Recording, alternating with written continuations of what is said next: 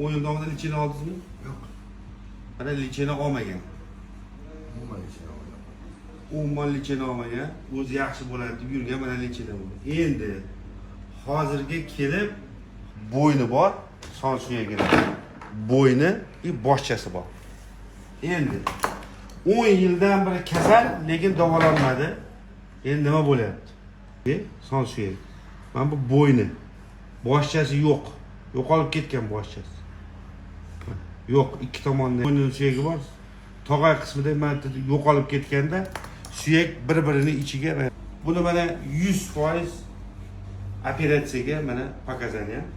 Shuning uchun uni davolab turish kerak edi, davolab. Shunaqa darajaga kelganki, bu yoqqa olib keldi. Alloh taoloning juda 10 yildan beri mana qarang. Suyak yo'qolib ketyapti-da, yo'qolib ketdi. Atrofini tuz o'rab olyapti, tuz. Shunda ham tanani ko'taraman deyapti.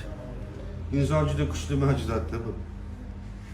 Alloh taoloning imkoniyati katta. Buni ertaroq boshlaganda bu ahvolga kelmasdi. Sababki licheni olmagan hech qanaqa shu bilan shu ahvolga kelgan.